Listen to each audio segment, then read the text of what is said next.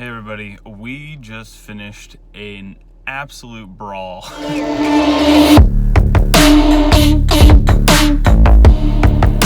Everybody, about to put in another session, taking you to a place you've never been before. This is the Black Pearl in Spokane Valley, and it's a little card room. It is 5 to 300 spread limit, which is a weird game. Politicians made up arbitrary rules to affect poker because they felt like they should, even though they know nothing about poker. So there's some weird rules where the max you can bet on any street is $300. You can raise $300 on top of that. So it doesn't really stop anything. Nobody's, degenerate gamblers aren't prevented from gambling. It doesn't really make any sense, but that's what politicians do. Anyway, so we are going to be playing. It plays a lot like 3-5. The game's pretty big.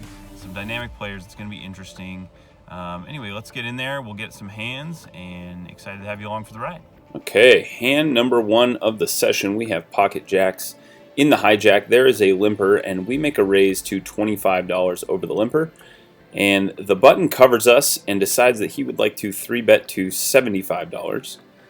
A loose player in the small blind decides that they're going to call, and I make the call with jacks. We go to a flop, which comes out king, deuce, 3 rainbow, and I go ahead and check. The button thinks not for very long and decides that they'd like to bet $75. The small blind folds, and it gets back to me. I'm not just going to let this go for a single bet. There's going to be some unpaired hands that are just going to make this continuation bet, and so I'm happy to make the call at least one time. So we make the call, and we go to the turn, which is the 3 of spades. So now the board is paired. We check, and we're just going to try to get the showdown if they'll allow us to, and the button decides now to check back. We get to the river, and the river is the ace of spades. So this is a terrible card for us. When he bets here, I'm going to be in a lot of trouble, but he does decide to check, announces that he has pocket nines, and we get to show the jacks and scoop a nice pot. We're off to a good start here in this one, scooping a little pot for a couple $100. Okay, in the second hand, it is nice to be starting the night off with the primo, and we have pocket kings, which we are very happy to see. I go ahead and make it $25 under the gun, and I get 2 callers. The flop has an ace in it and a flush draw. I check, and it checks through. On the turn, we see the ace of diamonds. This is a fantastic card to see. It reduces the number of combinations of an ace, and our opponent now bets $35. We're going to make that call, and now we go to the river, which is the 5 of diamonds. This has run out pretty nicely, and now it gets checked to us. We're going to have to think for a second, and we decide that we'll bet $55. He makes the call, and we are good with kings. He never shows his hand. I'm not sure what he had, but I made a small bet targeting something like an 8, maybe pocket nines, a hand that would be willing to call a smaller bet, but maybe not so much, not targeting like anything too big. For our next hand, we've got the 8 of diamonds, 9 of diamonds, and there's a raise to $20 on the button. We have about $8.50 in our stack, and the big blind calls as well. We're in the small blind here. The flop comes 7, 10, 4 rainbow. We've got an open ender, and it checks through. A turn shows up, or sorry, an ace shows up on the turn, and this is definitely going to favor our pre-flop raiser, who decides to bet $50 when checked to him. We're going to make the call because this is going to hit him pretty hard. He's going to have a lot of aces, and if we can hit our straight, he's got a lot in his stack still, and I think he's the kind of player who's going to call a pretty large bet. We do not improve, unfortunately. It shows up as a king. We check to him. I'm not planning on raising. Again, I think he's got a lot of aces that he's playing this way, and he is going to make the bet of $75 and we fold. In this next hand, we have the ace of diamonds, 8 of diamonds, and we raise on the button. This is an interesting hand. We get called by 2 players. One of them in the small blind is really tight. We hit an 8 on the flop with 2 overcards, so not great. Now, on the turn we see the 3 of clubs, and normally I would just check this again, but the player who's playing from early position is playing way too tight. I've seen him fold the second nuts face up for not even a pot size bet, which is very surprising. But so I know he's making a mistake by folding too much. This is a scare card, so in case he has a king, a queen, something like that, he's also playing tight, so he's gonna have more of those.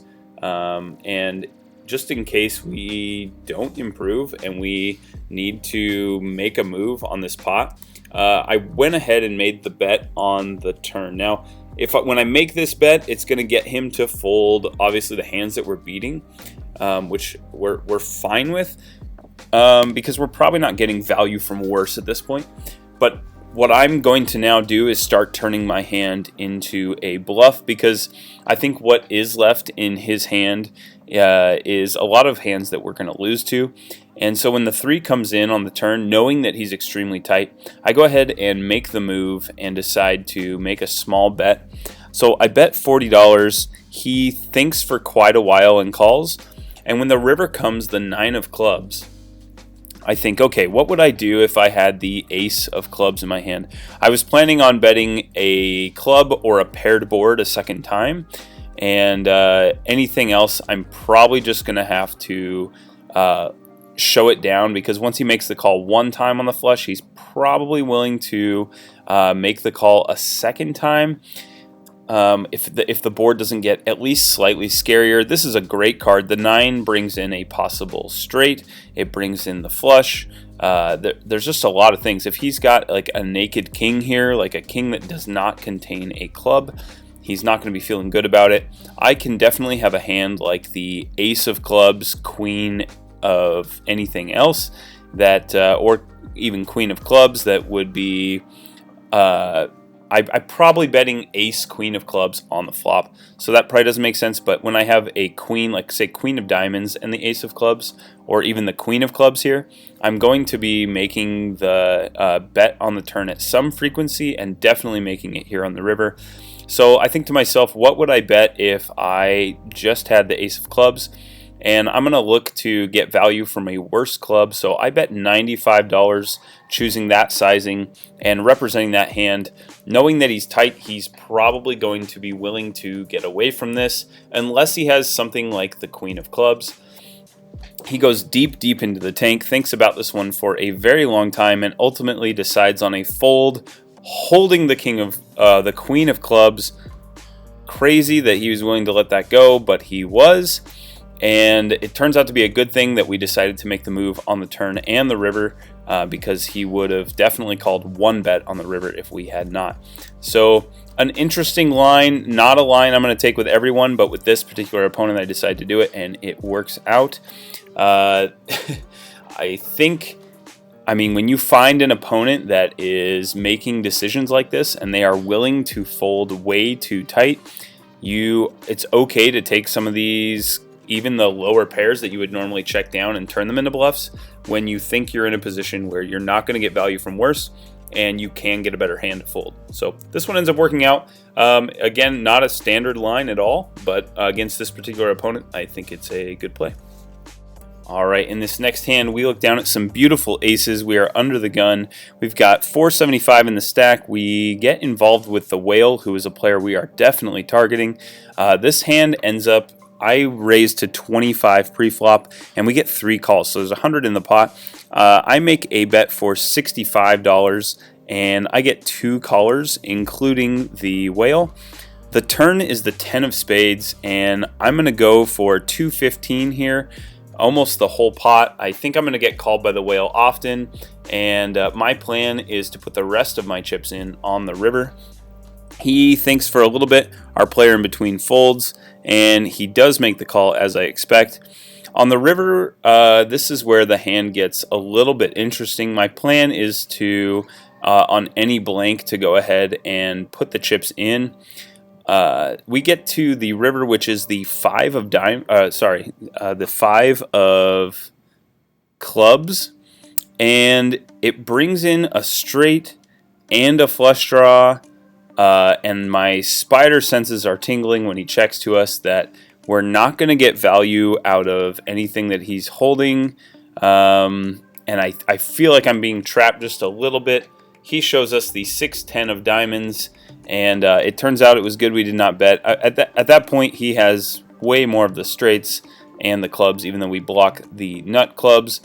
I just don't think we can make a bet. So we end up losing that one, and we just have a tiny bit back in our stack. We reload, and then we look down at the 9-10 of spades. We are in the big blind. The villain is the whale once again, and he raises to 20. I call. There's another call. The flop is Queen 9-3 rainbow. I call a bet of $25, and the turn is the Jack of diamonds. He bets $50, and I now have a pair and I'm open-ended. I go ahead and make the call. He's not the kind of guy who's going to fold, as we have seen in other hands. So I just need to try to hit my hand and then go for max value. When the hand misses here on the river, I'm willing to check and check it down with him. He does show the king-queen to beat us in this one, and we have to let it go. Alright guys, I show you that 9-10 suited hand to give you a feel for what the next 3.5 hours are like. We go really card dead. We just end up making calls and having the second best or missing or whatever. We end up doing almost nothing for 3.5 hours, and our stack just dwindles and dwindles and dwindles. We reload. We're into the game for $2,000, and I think at the lowest point we have something like $550 in our stack, so we're stuck $1,450. And we end up finally moving up to the next table. We get engaged in some huge hands with the whale. Unfortunately, my camera battery is dead and I cannot record them for you. So I am sorry about that, but we end up playing some monster pots with the whale and finally getting unstuck. The hand that matters the most is a Jack 7 of hearts. We flop the nuts, check, and then check raise. He calls, and then we just bet for value on the turn and the river, and we get a huge amount of our stack back. At that point, we had brought our stack up to something like 1,500, and so we're able to make it into the black. We cash out of this one for 25.20, and it is a great feeling. Good to be up after doing all that work. But yeah, we got stuck at this table for a long time. Finally got to move up and chase him up to the main game when he moves, and we were able to get our money back. So a long fight, and we had to slog through some tough spots, but we got there, and we were able to build this nice chip castle that you see in front of you. And yeah, so it turns out to be a good one. What a roller coaster. I mean, at one point I have no money left to add on with, and I'm in a pot making a giant bluff with $150 left in my stack, and the bluff gets through, and if it didn't, boy, I basically have to call it a night at that point.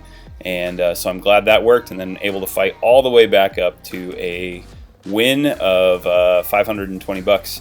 Great feeling to get a win after being so stuck early on, and yeah, glad this one worked out. So at this point, you know, in most videos, people are going to ask you to like and subscribe. I'm not going to do that. If you would like to subscribe, if something psychological is compelling you to subscribe, and you feel like, you know what, subscribing is a good idea for me, go ahead and do it. But if not, that is okay. The subscribe button is down there if you should feel like you'd like to. Thanks for watching, guys. I'll give you the little outro from that night, and we'll wrap this thing up. Oh my gosh, you guys, like that was an insane game. We were basically we were chasing Moby Dick. We were after the great white whale, you know. I mean, it was insane. This dude at our table buys in for 1,000, ends up flipping over quads twice, boats, straights, flushes. I mean, he is hitting everything. Sets. The guy cannot lose. He's playing all kinds of cards, but he is just absolutely crushing the table. He ends up, at one point, he's got like 5,000 in front of him.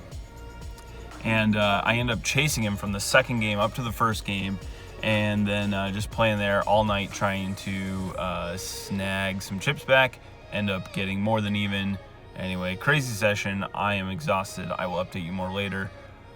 Thanks for watching, guys. Tons of fun. Talk to you again soon.